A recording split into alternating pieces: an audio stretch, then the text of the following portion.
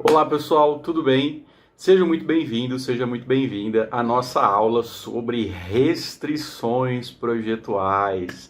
Por que essa é uma das aulas mais importantes para mim, para os meus alunos, para todo mundo que eu explico.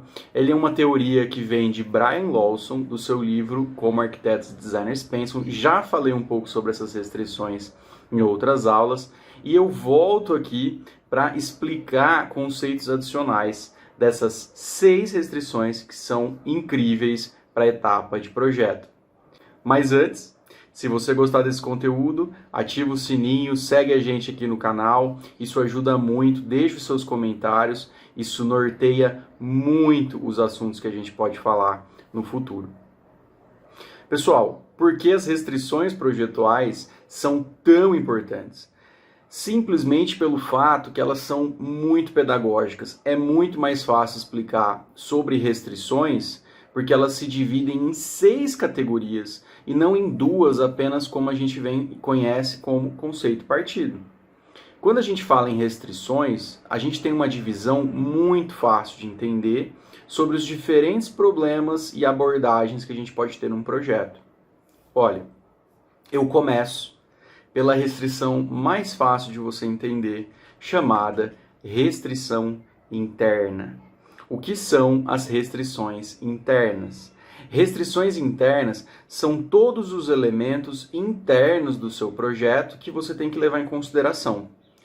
Para comigo e presta atenção.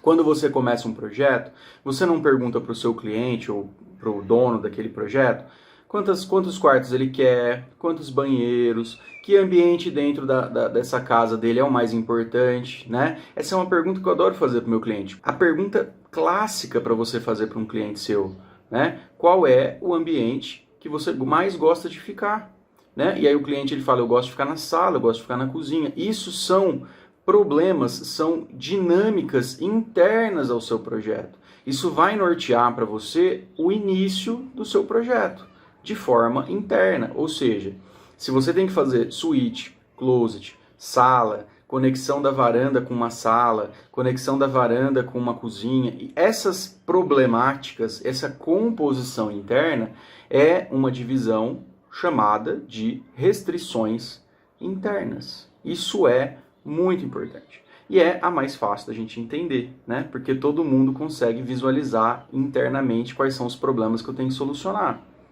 Agora, quais são as outras restrições? Restrição externa. As restrições externas seguem o mesmo princípio, só que as problemáticas e os elementos externos ao seu projeto. Ou seja, se você tem um terreno, se você escolheu esse terreno, onde que está o sol desse terreno? Né? Onde que está o norte? Isso vai influenciar a composição da sua casa, né? Então, o sol, por estar fora da casa, ele é uma restrição externa. Veja, é só o sol? Não. Então, a topografia é uma restrição externa. Onde está o norte é uma restrição externa. Os ventos predominantes é uma restrição externa. Que mais? Por exemplo, olha essa imagem. Se você for pegar como restrição externa o local, se o seu cliente ele é dono de um terreno que está voltado para uma praia, né? Como que isso vai se desenvolver na composição do projeto? Com certeza vai ter uma evolução. Agora, isso é uma regra? Lógico que não, né? E eu já mostrei isso em outros vídeos. O projeto do Álvaro Siza, né? Para o Museu Iberê Camargo. Como que ele é? Ele leva em consideração, né, a vista que ele possui? Não, porque o propósito do projeto não é dispersar a atenção de quem está dentro do museu. Isso não quer dizer que o arquiteto não pensou em emoldurar essa vista quase como uma tela lá dentro. Mas ele não quis abrir grandes panos de vidro para não distrair essas pessoas lá dentro, né? Ele preferiu emoldurar a vista como uma arte, mas apenas isso. Veja, isso detém de uma maturidade projetual muito forte. Porque para entender, você negar uma restrição externa desse tipo, você tem que ter muita coragem, né? Agora, essa maturidade, ela tem que ser analisada pelo projetista, né? Qual dessas restrições externas eu vou seguir, né? Ou não vou seguir, né? Então, eu tenho uma frente de problemas a serem analisados externamente, seja solventes predominantes, elementos externos, o que eu vou considerar como algo a ser atendido, algo a influenciar a minha forma, né? Isso acaba caindo até né, num problema que é muito característico. Quando eu estava na faculdade, e aí eu peço até para que vocês façam essa reflexão. Quem projeta, é muito comum a gente ver como você começa um projeto, né? Interno ou externo? Porque tem muitos profissionais que eles começam um projeto pensando de dentro para fora. E muitos outros profissionais começam de fora para dentro, né? E aí isso vem críticas e críticas. Por quê? Porque se você pensa apenas de dentro para fora, ou seja, se as restrições internas são as únicas coisas que você vai analisar de começo, e você vai de dentro para fora, você eventualmente perde o controle do aspecto externo, como que vai ficar a composição externa do seu projeto, né? Agora, se você pensa de fora para dentro, você pode eventualmente cair numa grande armadilha. Eu tinha uma professora que ela falava isso, porque eu particularmente no começo eu projetava muito de fora para dentro. E aí eu tinha uma professora que ela falava, então, você está fazendo o caixão do morto, e depois você vai medir se o morto cabe lá dentro. Então, qual que é o problema de pensar de fora para dentro, né? Tem uma armadilha? Tem. Porque eu estou pensando muito nas restrições externas e aí, consequentemente, eu estou pensando muito na forma externa e depois eu vou tentar fazer as coisas internas encaixarem. Isso é o que a gente chama até de formalismo, pessoal. E olha que loucura, porque você tem que entender que ao longo da história, diversos arquitetos falaram diversas coisas similares. Por exemplo, o Le Corbusier, ele falava que o projeto ele se dá pela planta, enquanto Paulo Mendes da Rocha fala que o projeto ele se desenvolve muito bem quando a gente pensa ele em cortes, né? E qual que é o jeito certo, né? O que a gente pode falar? Hoje a gente vive o tridimensional, né? Hoje a gente tem tecnologias que se tratam do tridimensional. Então o profissional ele não vai nem pensar apenas no interno, nem apenas no externo. Ele tem que pensar na composição toda, no tridimensional daquilo, nessa informação como um todo. Então, ao mesmo tempo que ele tem um pezinho no externo e nas suas restrições, ele tem um pezinho no interno e nas suas restrições. E você tem que pular e mediar esses dois caminhos, não apenas um em detrimento do outro, correto? Pessoal, até um recado muito legal. Dia 9, nós teremos o nosso primeiro webinar. A gente vai discutir aí técnicas avançadas de projeto, técnicas avançadas de como você pode melhorar a sua produção. Então, se você está interessado, checa o link aqui na descrição, faz o seu cadastro, é totalmente gratuito e isso vai dar uma boa conversa, uma boa lição, um bom ensinamento e uma troca entre eu e vocês lá no nosso webinar dia 9, tá bom? Espero todos vocês. Restrições internas, restrições externas. Vou te mostrar agora as restrições radicais. Radicais vem de raiz, dos seus princípios projetuais. Porque independente se você tem que resolver um problema interno ou externo, é muito comum os profissionais passar um pouco dos princípios daquilo que acredita ser uma boa arquitetura ou um bom projeto. Por exemplo, olha esse prédio. Esse prédio é um prédio de uma arquitetura chamada metabolista, né, influenciada por um movimento do Archigram chamado plugin, onde eles entendiam que as habitações elas tinham que serem mais dinâmicas. Então perceba que esses quadradinhos que você está vendo aí são os quartos. E aí eles vão sendo encaixados, né? Ou seja, apenas encaixados, e aí essa arquitetura ia crescendo, ela ia evoluindo, pessoal. Ela ia crescendo naturalmente. Isso é um conceito raiz. Isso é uma filosofia de entender o mundo que você passa ela para sua arquitetura.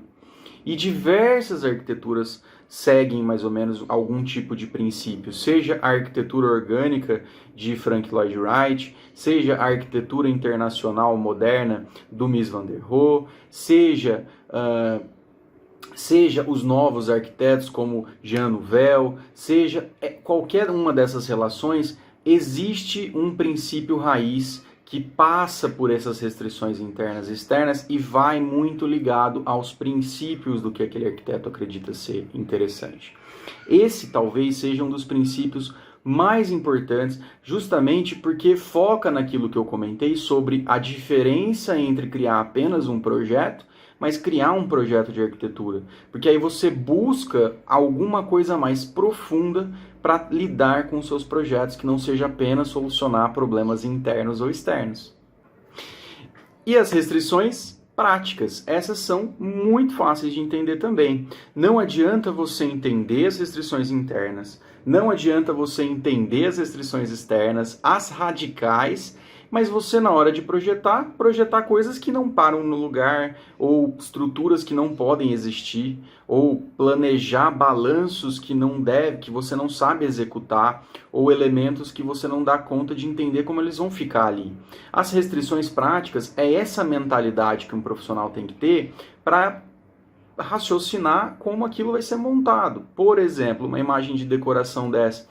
Seu cliente chega para você e fala, olha, eu ganhei um dormente de trilho que eu quero fazer uma prateleira. E aí é muito comum, né? O 3D, o papel, os projetos, eles aceitam tudo. Mas como executar, por exemplo, para fazer um dormente desse ficar na parede? Que tipo de parafuso eu vou colocar? Quantos parafusos são necessários? Será que essa parede que está atrás aguenta? Então, são essas percepções, essas restrições para você raciocinar como você vai executar a sua ideia, né? Um projeto, ele é um projeto se ele vai ser executado, tá? Lógico que se a gente for tratar de uma filosofia pós-moderna que fala que projeto, ele pode ser um projeto de papel, ele não precisa ser executado, eu já parto de uma filosofia que é muito melhor que você coloque no papel e execute aquele projeto. Projeto, ele só vira arquitetura no momento que você executa ela. Se você só fica no teórico, só fica no tridimensional, você não vai a lugar nenhum. Então as restrições práticas, elas focam nesse saber executar. Então a gente tem que ter um pezinho em cima disso. Pessoal, vamos falar agora das restrições formais. Veja, você pode solucionar as internas, as externas, as práticas, as radicais, só que os princípios vitruvianos ainda são tão importantes e atualizados até hoje. Quais são os 3 princípios vitruvianos? Venustas, firmitas, utilitas. Ou seja, toda arquitetura tem que ter beleza, firmeza e ser útil. Qual que é o primeiro? Ser esteticamente agradável. Ou seja, não adianta você seguir todas essas restrições e você produzir uma arquitetura que é feia. Um prédio que ninguém quer ficar lá. Um prédio que ninguém admira. Então, sim, as restrições formais estão ligadas à estética. Estão ligadas a você escolher materiais que vão colocar aquele teu projeto num patamar estético aceitável, agradável. É complicado, porque quando a gente lida com estética, o bonito é relativo. Tá? O bonito é relativo. Ou seja, para mim o que é bonito não necessariamente é o que é bonito para você.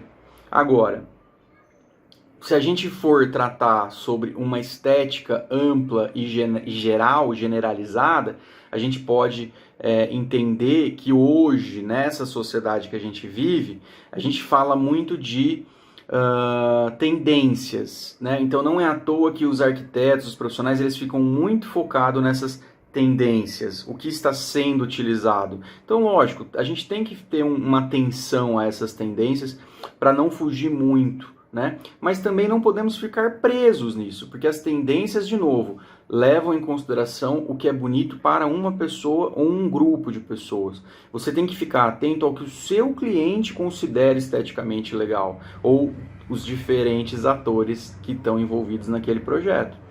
Ou seja, novamente, restrições formais estão preocupadas com a estética. Que tipo de acabamento, que tipo de material, qual é o volume, se o volume tem uma boa harmonia, se o volume tem um bom ritmo. E por fim, as restrições simbólicas. Nós já tratamos muito sobre essas restrições simbólicas, mas hoje eu trago aqui uma peça de design, porque ela é, para mim, muito fácil de ver o simbolismo. Veja, essa cadeira se chama cadeira favela, se eu não me engano, dos irmãos Campana. Ela tem um simbolismo. Olha as madeirinhas todas irregulares assentadas ali.